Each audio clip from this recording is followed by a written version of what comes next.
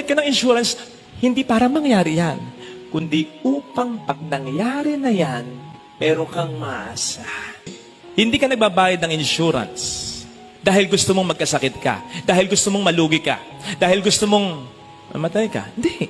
Pero alam mo kasi sa sarili mo that we live in this imperfect world. Sabi ko nga kanina, may kalayaan ng tao. Pwedeng kahit nag-iingat ka, mapahama ka pa rin. Nag-iingat ka sa pagdadrive, yung kasalubong mo, hindi. Hindi ka nagdadrive ng lasing, yung kasalubong mo, nagdrive ng lasing, nagkapanggaan kayo, yun. Nagtitipid ka, magkakagasta ka. Hindi ka gumagawa ng problema, yung mahal mo ang gumawa ng problema. Aakuin mo sa iyong sariling problema. Ito na yun, na hindi mo kontrolado talaga. Nagbabayad ka ng insurance, hindi para mangyari yan, kundi upang pag nangyari na yan, meron kang maasahan. At yung inaasahan mo na yon, hindi mo gustong kunin yon. Kasi ibig sabihin, pag kinuha mo yon, may problema ka na pag gano'n. Basta nandyan lang yan.